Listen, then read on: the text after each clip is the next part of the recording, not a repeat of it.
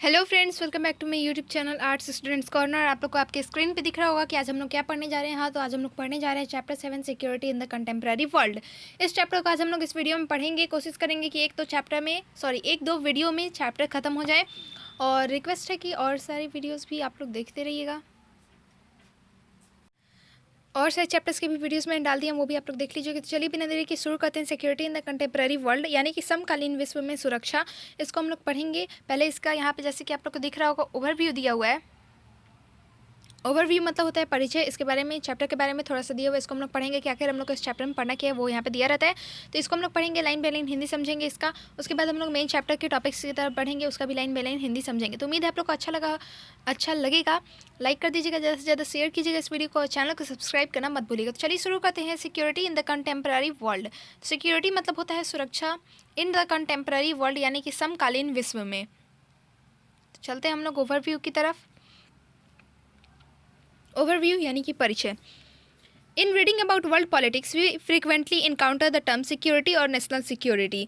विश्व राजनीति के बारे में पढ़ते हुए अक्सर हमारा सामना सुरक्षा अथवा राष्ट्रीय सुरक्षा जैसे शब्द से होता है। Do we know what this terms means? हम सोचते हैं कि इन शब्दों के अर्थ हमें मालूम हो। Often they are used to stop debate and discussion. लेकिन क्या सचमुच हमें इन शब्दों के अर्थ मालूम है? बहस या चर्चा को रोकना हो तो अक्सर इस जुमले का इस्तेमाल होता है। We hear that an issue is a security issue and that it is vital for the well-being of the country। कहा जाता है कि यह सुरक्षा का मसला है और देश की भलाई के लिए बड़ा जरूरी है। The implication is that it is too important or secret to be debated and discussed openly। ऐसा कहने का मकसद यह जताना होता है कि मसला बड़ा महत्वपूर्ण अथवा गुप्त है और इस कारण उस पर खुली चर्चा नहीं हो सकती। We see movies in which everything surrounding national security is shadowy and dangerous। हम ऐसी फिल्में देखते हैं जिसमें राष्ट्रीय सुरक्षा से जुड़ा सब कुछ बड़ा ढका छुपा और खतरनाक होता है। Security seems to be something that is not the business of the ordinary citizen. ऐसा जान पड़ता है कि मानव सुरक्षा सात तालों के भीतर की चीज़ों और जिसे आम नागरिक का कुछ लेना देना ना हो। In a democracy surely this can not be the case. तो लेकिन लोकतंत्र में कोई भी बात इतनी ढकी छुपी नहीं रखी जा सकती। As citizens of a democracy we need to know more about the term security. What exactly it is it, and what are India's security concerns? सुरक्षा के बारे में हमें और ज़्यादा जानने की ज़रूरत है। सुरक्षा क्या है? भारत की सुरक्षा सरोकार क्या क्या हैं? This chapter debates this questions. इसमें यह अध्याय इन सवालों पर बहस करता है। It introduces two different ways of looking at security and highlights the importance of keeping in mind different contexts or situations which determine our view of security। इसमें सुरक्षा को समझने के दो नजरियों की चर्चा की गई है। अध्याय में इस बात पर जोर दिया गया कि विभिन्न संदर्भ और स्थितियों को ध्यान में रखना जरूरी है, क्योंकि इसी से सुरक्षा के बारे में हमारा नजरिया बनता है। तो उम्मीद है आप लोग को इस चैप्टर का ऊपर व्यू मिल गया होगा कि अब हम लोग क्या करना है, क्या पढ़ना है इस चैप्टर में। तो चलिए बढ़ते हैं हम अपने चैप्टर की तरफ। मेनली इस चैप्टर में हमें सिक्योरिटी और नेशनल सिक्योरिटी के बारे में पढ़ना है। तो चलते हैं हम लोग। हमारा फर्स्ट टॉपिक भी है व्हाट इज सिक्योरिटी। बढ़ते हैं आगे। What is security? सुरक्षा क्या है? At its most basic security implies freedom from threats. सुरक्षा का बुनियादी अर्थ है खतरे से आज़ादी। Human existence and the life of a country are full of threats. मानव का अस्तित्व और किसी देश का जीवन खतरों से भरा होता है। Does that mean that every single threat count as security threat? तब क्या इसका मतलब यह है कि हर तरह के खतरे को सुरक्षा पर खतरा माना जाएगा? Every time a person steps out of his her house there is some degree of threat to their existence and way of life. Our world would be saturated with security issues if we took such a broad view of what is threatening। आदमी जब भी अपने घर से बाहर कदम निकालता है तो उसके अस्तित्व अथवा जीवन यापन के तरीकों को किसी न किसी अर्थ में खतरा जरूर होता है। यदि हमने खतरे का इतना व्यापक अर्थ लिया तो फिर हमारी दुनिया में हर घड़ी और हर जगह सुरक्षा के ही सवाल नजर आएंगे। Those who study security therefore generally say that only those things that threaten core values should be regarded as being of interest in discussions of security। इसी कारण जो लोग सुरक्षा विषयक अध्ययन करते हैं उनका कहना है कि केवल उन चीज़ों को सुरक्षा से जुड़ी चीज़ों का विषय बनाया जाए जिनसे जीवन के केंद्रीय मूल्यों को खतरा हो। Whose core values दो। तो फिर सवाल बनता है कि किसके केंद्रीय मूल्य?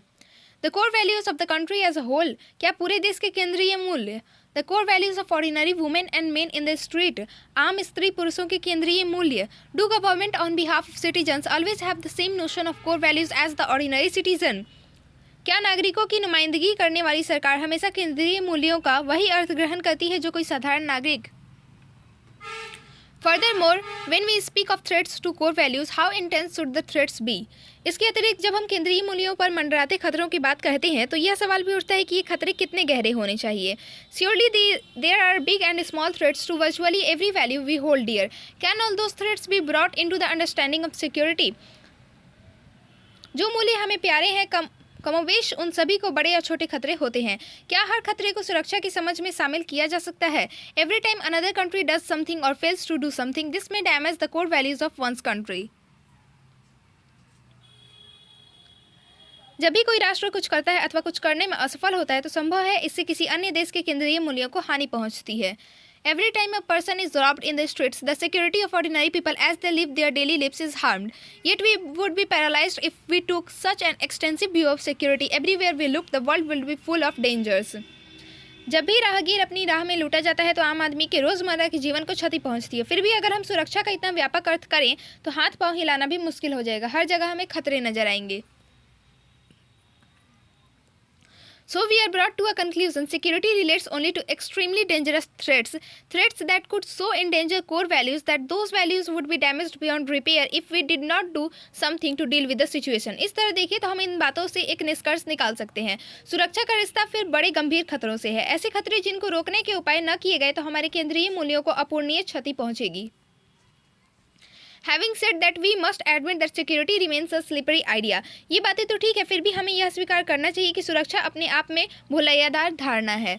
For instance, have societies always had the same conception of security? मिसाल के लिए हम यह पूछ सकते हैं कि क्या सदियों अथवा दशकों से विभिन्न समाजों में सुरक्षा की एक समान धारणा चली आ रही है? It would be surprising if they did because so many things change in the world around us. ऐसा हो तो आश्चर्यजनक है क्योंकि संसार में कितनी ही बातें रोज बदलती रहती हैं. And at any given time in the world history do all societies have the same conception of security? फिर भी यह सवाल हम भी कर सकते हैं कि क्या किसी खास समय में विश्व के सभी समाजों में सुरक्षा की एक जैसी धारणा होती है? Again, it would be amazing if 650 crore people organized in nearly 200 countries had the same conception of security. Let us begin by putting the various notions of security under two groups, traditional and non-traditional conceptions of security. यह बात भी हजम नहीं होती और आश्चर्यजनक लगती है कि करीब 200 मुल्कों के 7 अरब लोग की सुरक्षा एक जैसी धारणा रखते हों. ऐसे में आपको यह जानकर कोई धक्का नहीं लगेगा कि सुरक्षा एक विवादग्रस्त धारणा है. आइए सुरक्षा की विभिन्न धारणाओं को दो कोटियों में रखकर समझने की कोशिश करते हैं, यानी सुरक्षा की पारंपरिक और अपारंपरिक धारणा. सबसे पहले है ट्रेडिशनल नोशंस एक्सटर्नल, यानी कि पारंपरिक धारणा बाहरी सुरक्षा. तो इसको पढ़ लेते हैं फटाफट से line by line explanation Hindi में. पीछे से अगर आप लोग को बैकग्राउंड में थोड़ा बहुत व्हीकल्स का आवाज़ है तो उसके लिए सॉरी, जगह ऐसा कुछ कर नहीं सकते, थोड़ा बहुत एडजस्ट कर लीजिएगा. Most of the time when we read and hear about security we are talking about traditional national security conceptions of security.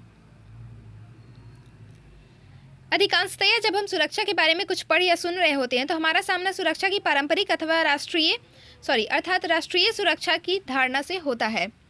In the traditional conception of security the greatest danger to a country is from military threats. सुरक्षा की पारंपरिक अवधारणा में सैन्य खतरे को किसी देश के लिए सबसे ज़्यादा खतरनाक माना जाता है. The source of this danger is another country which by threatening military action endangers the core values of sovereignty, independence and territorial integrity. इस खतरे का स्रोत कोई दूसरा मुल्क होता है जो सैन्य हमले की धमकी देकर संप्रभुता, स्वतंत्रता और क्षेत्रीय अखंडता जैसे किसी देश की केंद्रीय मूल्यों के लिए खतरा पैदा करता है. Military action also endangers the lives of the ordinary citizens. सैन्य कार्यवाही से आम नागरिकों के जीवन को भी खतरा होता है. It is unlikely that in a war only soldiers will be hurt or killed. Quite often ordinary men and women are made targets of war to break their support of the war. शायद ही कभी ऐसा होता है कि किसी युद्ध में सिर्फ सैनिक घायल हों अथवा मारे जाएं. आम स्त्री पुरुष को भी युद्ध में हानि उठानी पड़ती है. अक्सर निहत्थे और आम औरत मर्द को जंग का निशाना बनाया जाता है. उनका और उनकी सरकार का हौसला तोड़ने की कोशिश होती है. In responding to the threat of a war, a government has three basic choices: to surrender, to prevent the other side from attacking by promising to raise the cost of war to an acceptable level, and to defend itself when war actually breaks out so as to deny the attacking country its objectives and to turn back or defeat the attacking forces altogether. बुनियादी तौर पर किसी सरकार के पास युद्ध की स्थिति में 3 विकल्प होते हैं: आत्मसमर्पण करना तथा दूसरे पक्ष की बात को बिना युद्ध किए मान लेना, अथवा युद्ध से होने वाले नाश को इस हद तक बढ़ाने के संकेत देना कि दूसरा पक्ष सहम कर हमला करने से बाज जाए, या युद्ध ठन जाए तो अपनी रक्षा करना ताकि हमलावर देश अपने मकसद में कामयाब ना हो सके और पीछे हट जाए, अथवा हमलावर को पराजित कर देना। Governments may choose to surrender when actually confronted by war, but they will not advertise this as the policy of the country. युद्ध में कोई सरकार भले ही आत्मसमर्पण कर दे, लेकिन वह इसे अपने देश की नीति के रूप में कभी प्रचारित नहीं करना चाहेगी। Therefore, security policy is concerned with preventing war, which is called deterrence, and with limiting or ending war, which is called defense. इस कारण सुरक्षा नीति का संबंध युद्ध की आशंका को रोकने में होता है, जिसे अवरोध कहा जाता है, और युद्ध को सीमित रखने अथवा उसको समाप्त करने से होता है, जिसे रक्षा कहा जाता है। Traditional security policy has a third component called balance of power. परंपरागत सुरक्षा नीति का एक तत्व और है, इसे शक्ति संतुलन कहते हैं। When countries look around them they see that some countries are bigger and stronger. कोई देश अपने अड़ोस पड़ोस में देखने पर पाता है कि कुछ मुल्क छोटे हैं तो कुछ मुल्क बड़े हैं, यानी कि कुछ देश, मुल्क मतलब देश। This is a clue to who might be a threat in the future. इससे इशारा मिल जाता है कि भविष्य में किस देश से उसे खतरा हो सकता है। For instance, a neighboring country may not say it is preparing for attack. There may be no obvious reason for attack. मिसाल के लिए कोई पड़ोसी देश संभव है यह न कहे कि वह हमले की तैयारी में जुटा है, हमले का कोई प्रकट कारण भी नहीं जान पड़ता हो। But the fact that this country is very powerful is a sign that at some point in the future it may choose to be aggressive. फिर भी यह देखकर कि कोई देश बहुत ताकतवर है, यह भांपा जा सकता है कि भविष्य में वह हमलावर हो सकता है। Governments are therefore very sensitive to the balance of power between their country and other countries. इस वजह से हर सरकार दूसरे देश से अपने शक्ति संतुलन को लेकर बहुत संवेदनशील रहती है। They do work hard to maintain a favourable balance of power with other countries, especially those close by, those with whom they have differences और with those they have had conflicts in the past. कोई सरकार दूसरे देशों से शक्ति संतुलन का पलड़ा अपने पक्ष में बैठाने के लिए जी तोड़ कोशिश करती है। जो देश नज़दीक हो, जिनके साथ अनबन हो या जिन देशों के साथ अतीत में लड़ाई हो चुकी हो, उनके साथ शक्ति संतुलन को अपने पक्ष में करने पर खास तौर पर जोर दिया जाता है। A good part of maintaining a balance of power is to build up one's military power. All the economic and technological power are also important since they are the basis for the military power. शक्ति संतुलन बनाए रखने की यह कवायद ज़्यादातर अपनी सैन्य शक्ति बढ़ाने की होती है, लेकिन आर्थिक और प्रौद्योगिकी की ताकत भी महत्वपूर्ण है क्योंकि सैन्य शक्ति का यही आधार है। A fourth and related component of traditional security policy is alliance building. पारंपरिक सुरक्षा नीति का चौथा तत्व है गठबंधन बनाना। An alliance is a coalition of states that coordinate their actions to deter or defend against military attack. गठबंधन में कई देश शामिल होते हैं और सैन्य हमले को रोकने अथवा उससे रक्षा करने के लिए संवेद कदम उठाते हैं। Most alliances are formalized in written territories and written treaties and are based on a fairly clear identification of who constitutes the threat. अधिकांश गठबंधनों को लिखित संधि से एक औपचारिक रूप मिलता है और ऐसे गठबंधनों को यह बात बिल्कुल स्पष्ट रहती है कि खतरा किससे है। Countries form alliances to increase their effective power relative to another country or alliance. किसी देश अथवा गठबंधन की तुलना में अपनी ताकत का असर बढ़ाने के लिए देश गठबंधन बनाते हैं। Alliances are based on national interest and can change when national interests change. For example, the US backed the Islamic militants in Afghanistan against the Soviet Union in 1980s, but later attacked them when Al-Qaeda, a group of Islamic militants led by Osama bin Laden, launched terrorist attacks against America on 11 September 2001. Sorry for the slip of tongue.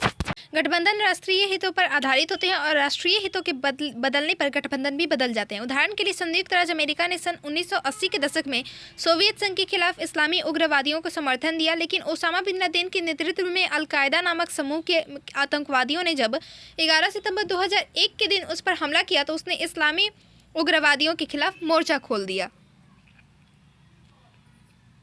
In the traditional view of security, then most threats to a country's security come from outside its borders. सुरक्षा की परंपरागत धारणा में माना जाता है कि किसी देश की सुरक्षा को ज़्यादातर खतरा उसकी सीमा के बाहर से होता है.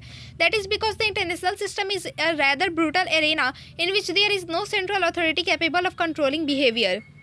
इसकी वजह है अंतर्राष्ट्रीय व्यवस्था. इस निर्मम मैदान में ऐसी कोई केंद्रीय ताकत नहीं जो देशों के व्यवहार बर्ताव पर अंकुश रखने में सक्षम हो.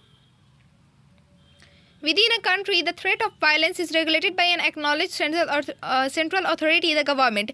In world politics, there is no acknowledged central authority that stands above everyone else. किसी देश के भीतर हिंसा के खतरों से निपटने के लिए एक जानी पहचानी व्यवस्था होती है, इसे सरकार कहते हैं. लेकिन विश्व राजनीति में ऐसी कोई केंद्रीय सत्ता नहीं जो सबके ऊपर हो. It is tempting to think that the United Nations is such an authority or could become such an institution. However, as presently constituted, the UN is a creature of its members and has authority only to the extent that the membership allows it to have authority and obeys it. यह सोचने का लालच हो सकता है कि संयुक्त राष्ट्र संघ ऐसी सत्ता है अथवा ऐसा बन सकता है. बहरहाल फिलहाल अपनी बनावट के अनुरूप संयुक्त राष्ट्र संघ अपने सदस्य देशों का दास है और इसके सदस्य देश जितनी सत्ता इसको सौंपते हैं और स्वीकारते हैं उतनी ही सत्ता इसे हासिल होती है. So in world politics each country has to be responsible for its own security. अतः विश्व राजनीति में हर देश को अपनी सुरक्षा की जिम्मेदारी खुद उठानी होती है. अब बढ़ते हैं नेक्स्ट टॉपिक पे जो कि है ट्रेडिशनल नोशंस. हमने एक्सटर्नल तो पढ़ लिया, अब हम लोग पढ़ेंगे इंटरनल यानी कि पारंपरिक धारणा. ट्रेडिशनल नोशंस पारंपरिक धारणा, आंतरिक सुरक्षा. फटाफट से पढ़ लेते हैं. By now you will have asked yourself, doesn't security depend on internal peace and order? इतनी बातों को पढ़ने के बाद आपके जहन में यह सवाल जरूर कौंधा होगा कि क्या सुरक्षा आंतरिक शांति और कानून व्यवस्था पर निर्भर नहीं करती? How can a society be secure if there is violence or the threat of violence inside its border? अगर किसी देश के भीतर रक्तपात हो रहा हो अथवा होने की आशंका हो तो वह देश सुरक्षित कैसे हो सकता है? And how can it prepare to face violence from outside its borders if it is not secure inside its borders? यह बाहर के हमलों से निपटने की तैयारी कैसे करेगा जबकि खुद अपनी सीमा के भीतर सुरक्षित नहीं है? Traditional security must also therefore concern itself with internal security. इसी कारण सुरक्षा की परंपरागत धारणा का जरूरी रिश्ता अंदरूनी सुरक्षा से भी है. The reason it is not given so much importance is that after the second world war it seemed that for the most powerful countries on earth internal security was more or less assured. दूसरे विश्व युद्ध के बाद से इस पहलू पर ज़्यादा जोर नहीं दिया गया तो इसका कारण यही था कि दुनिया के अधिकांश ताकतवर देश अपनी अंदरूनी सुरक्षा के प्रति कमोबेश आश्वस्त थे. We said earlier that it is important to pay attention to context and situations. हमने पहले कहा था कि संदर्भ और स्थिति को नज़र में रखना जरूरी है. ओके, कहाँ थे हम लोग? Situations. While internal security was certainly a part of the concerns of governments historically, after the Second World War there was a context and situation in which internal security did not seem to be matter as much as it had in the past. आंतरिक सुरक्षा ऐतिहासिक रूप से सरकारों का सरोकार बनी चली आ रही थी, लेकिन दूसरे विश्व युद्ध के बाद ऐसी हालत और संदर्भ सामने आए कि आंतरिक सुरक्षा पहले की तुलना में कहीं कम महत्व की चीज़ बन गई. After 1945, the US and the Soviet Union appeared to be united and could expect peace within their borders. तो सन 1945 के बाद ऐसा जान पड़ा कि संयुक्त राज्य अमेरिका और सोवियत संघ अपनी सीमा के अंदर एकीकृत और शांति संपन्न हैं. Therefore, these countries focused primarily on threats from outside their borders. अधिकांश यूरोपीय देश खास करके ताकतवर मैंने कुछ छोड़ दिया. Most of the European countries, particularly the powerful Western European countries, faced no serious threats from groups or communities living within those borders. Therefore, these countries focused primarily on threats from outside their borders. अधिकांश यूरोपीय देशों, खासकर ताकतवर पश्चिमी मुल्कों के सामने अपनी सीमा के भीतर बसे समुदायों अथवा वर्गों से कोई गंभीर खतरा नहीं था. इस कारण इन देशों ने अपना ध्यान सीमा पार के खतरों पर केंद्रित किया. What were the external threats facing these powerful countries? इन देशों के सामने बाहरी खतरे क्या थे? Again we draw attention to context and situations. यहाँ पर फिर हमें संदर्भ और स्थिति पर ध्यान देना होगा. We know that the period after the Second World War was the Cold War in which the US-led Western Alliance faced the Soviet-led Communist Alliance.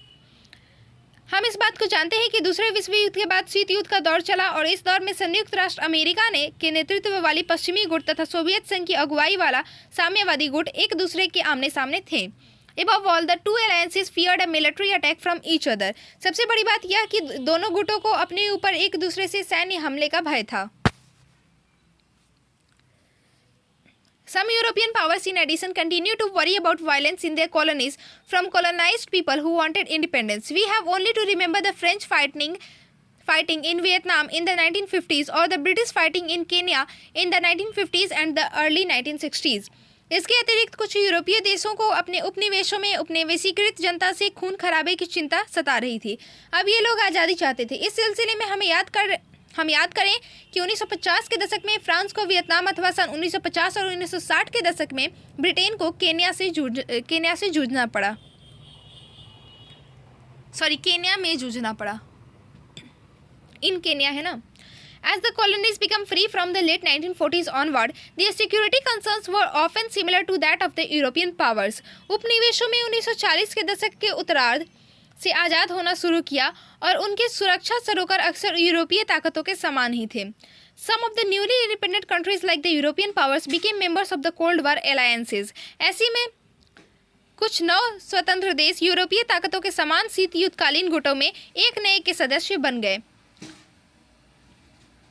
They therefore had to worry about the Cold War becoming a hot war and dragging them into hostilities against neighbors who might have joined the other side of the Cold War against the leaders of the alliances, the United States of the Soviet Union, or against any of other partners of the US and Soviet Union. ऐसे में इन देशों को जोर पकड़ते शीत युद्ध की चिंता करनी थी और दूसरे खेमे में जाने वाले अपने पड़ोसी देश अथवा दूसरे गुट के नेता संयुक्त राज्य अमेरिका अथवा सोवियत संघ से दुश्मनी ठानी थी या अमेरिका अथवा सोवियत संघ के किसी साथी देश से वैर मोलना था। The Cold War between the two superpowers was responsible for approximately 1/3 of all wars in the post-Second World War period. दूसरे विश्व युद्ध के बाद जितने युद्ध हुए उसमें 1/3 युद्धों के लिए शीत युद्ध जिम्मेदार रहा। Most of these wars were fought in the Third World War.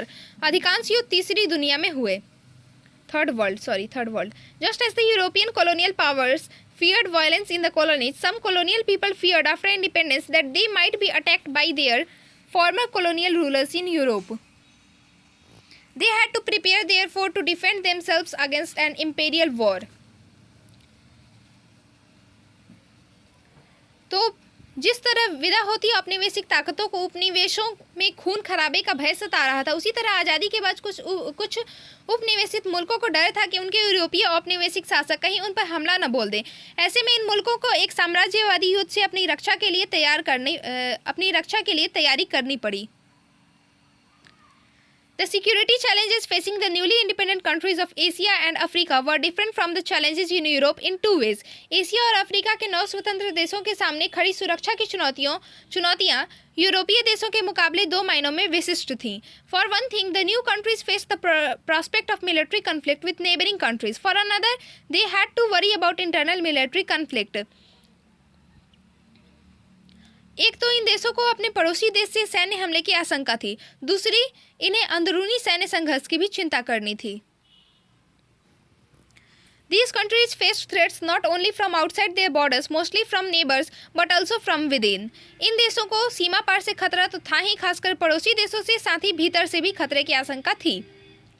Many newly independent countries came to fear their neighbors even more than they feared the US or Soviet Union or the former colonial powers.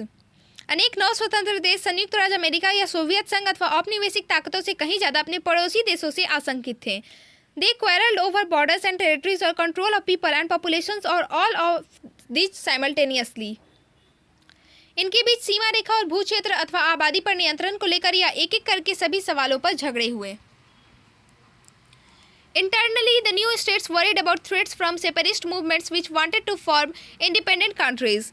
अलग राष्ट्र बनाने पर तुले अंदर के अलगाववादी आंदोलनों से भी इन देशों को खतरा था. Sometimes the external and internal threats merged. कोई पड़ोसी मुल्क ऐसे अलगाववादी आंदोलन को हवा दे अथवा उसकी सहायता कर देते थे. A neighbor might help or instigate an internal separatist movement, leading to tensions between the two neighboring countries. Internal wars now make up more than 95% of all armed conflicts fought anywhere in the world. Between 1946 and 1991, there was a 12-fold rise in the number of civil wars, the greatest jump in 200 years. So for the new states, external wars with neighbors and internal wars posed a serious challenge to their security. तो हाँ, कोई पड़ोसी मुल्क ऐसे अलगाववादी आंदोलन को हवा दे अथवा उसकी सहायता करे तो पड़ोसी देशों के बीच तनाव की स्थिति बनती थी। विश्व के सशस्त्र संघर्षों में 95% अब आंतरिक युद्ध के अंतर्गत हैं। सन 1946 से 1991 के बीच गृह युद्धों की संख्या में दोगुनी वृद्धि हुई है, जो पिछले 200 वर्षों में सबसे लंबी छलांग है। इस तरह पड़ोसी देशों से युद्ध और आंतरिक संघर्ष 9 स्वतंत्र देशों के सामने सुरक्षा की सबसे बड़ी चुनौती थी। अब है हमारा topic traditional security and cooperation, यानी कि सुरक्षा के पारंपरिक तरीके।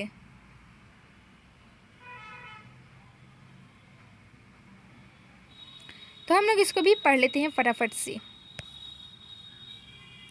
In traditional security, there is a recognition that cooperation in limiting violence is possible. सुरक्षा की परंपरागत धारणा में स्वीकार किया जाता है कि हिंसा का इस्तेमाल यथासंभव सीमित होना चाहिए। These limits relate both to the ends and the means of the war. युद्ध के लक्ष्य और साधन दोनों से इसका संबंध है। It is now an almost universally accepted view that countries should only go to the war for the right reason, primarily self-defense or to protect other people from genocide. न्याय युद्ध की यूरोपीय परंपरा का ही यह परवर्ती विस्तार है कि आज लगभग पूरा विश्व मानता है कि किसी देश को युद्ध उचित कारणों यानी आत्मरक्षा अथवा दूसरों को जनसंहार से बचाने के लिए ही करना चाहिए। War must also be limited in terms of the means that are used. Armies must avoid killing or hurting non-combatants as well as unarmed and surrendering combatants. They should not be excessively violent. Force must in any case be used only after all the alternatives have failed. इस दृष्टिकोण के अनुसार किसी युद्ध में युद्ध साधनों का सीमित इस्तेमाल होना चाहिए। युद्धरत सेना को चाहिए कि वह संघर्ष विमुख शत्रु, निहत्थे व्यक्ति अथवा आत्मसमर्पण करने वाले शत्रु को न मारे।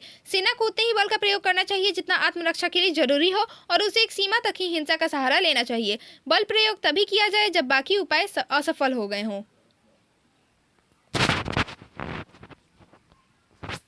Traditional views of security do not rule out other forms of cooperation as well. सुरक्षा की परंपरागत धारणा इस संभावना से इनकार नहीं करती कि देशों के बीच एक न एक रूप में सहयोग हो। The most important of these are disarmament, arms control, and confidence building. Disarmament requires all states to give up certain kinds of weapons. इनमें सबसे महत्वपूर्ण है निरस्त्रीकरण, अस्त्र नियंत्रण तथा विश्वास की बहाली। निरस्त्रीकरण की मांग होती है कि सभी राज्य, चाहे उनका आकार, ताकत और प्रभाव कुछ भी हो, कुछ खास किस्म के हथियारों के से बाज आएं। For example, the 1972 biological weapons convention BWC and the 1992 Chemical Weapons Convention CWC banned the production and possession of these weapons. More than 155 states acceded to the BWC and 181 states acceded to the CWC. Both conventions included all the great powers, but the superpowers, the US and the Soviet Union, did not want to give up the third type of weapons of mass destruction, namely nuclear weapons, so they pursued arms control.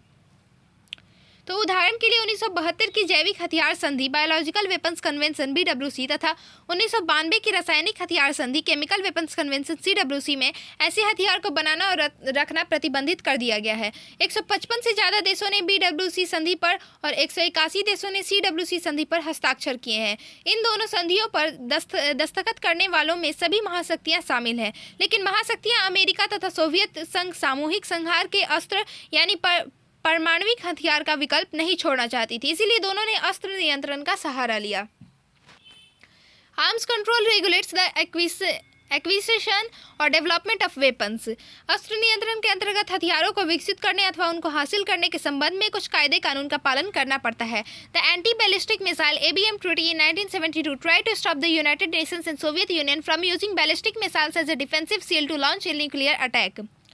सन 1972 की anti ballistic missile संधि ABM ने America और Soviet संघ को ballistic मिसाइलों को रक्षा कवच के रूप में इस्तेमाल करने से रोका। While it did allow both countries to deploy a very limited number of defensive systems, it stopped them from large-scale production of those systems. ऐसे ऐसे प्रक्षेपास्त्रों से हमले की शुरुआत की जा सकती थी।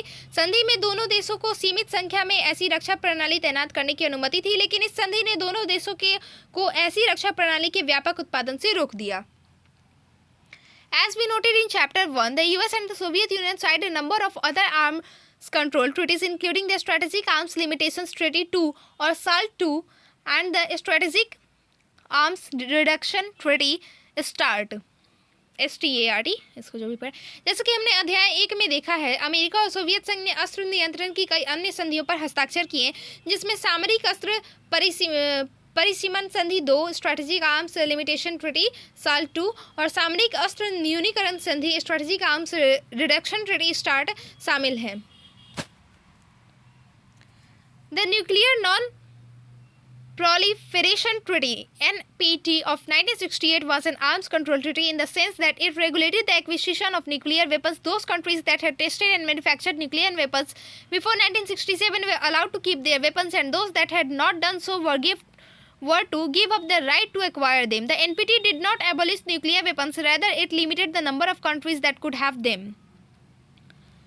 परमाणु अप्रसार संधि nuclear non proliferation treaty NPT 1968 भी एक अर्थ में अस्त्र नियंत्रण संधि ही थी, क्योंकि इसने परमाणु हथियारों के उपार्जन को कायदे कानून के दायरे में ला खड़ा कर दिया।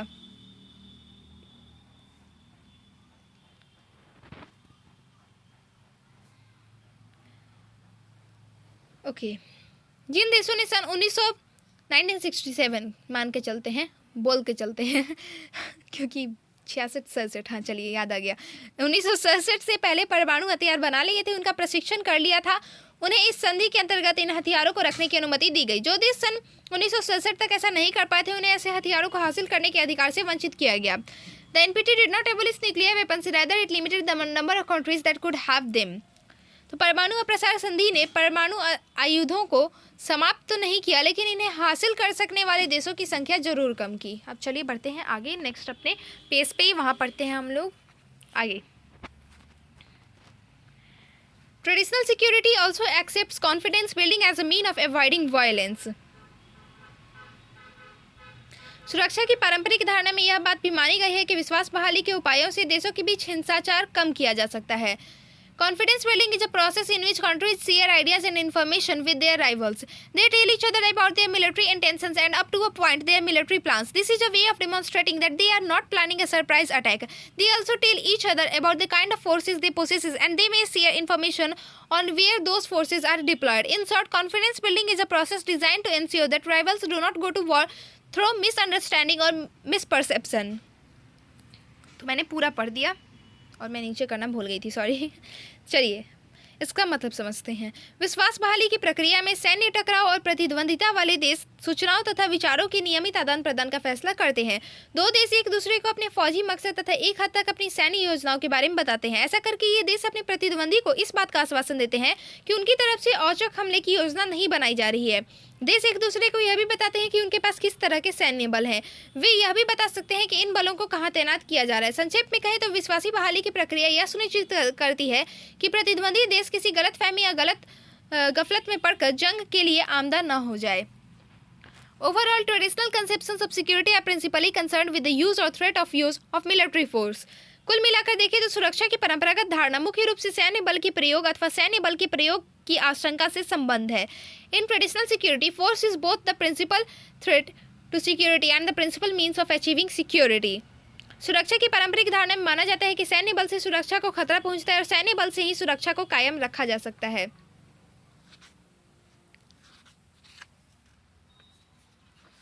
तो फ्रेंड्स, इसके आगे है हमारा नॉन ट्रेडिशनल नोशंस, जिसको कि हम लोग पढ़ेंगे पार्ट 2 में। तो उम्मीद है आप लोग को अब तक यहाँ तक बहुत अच्छे से समझ आया होगा।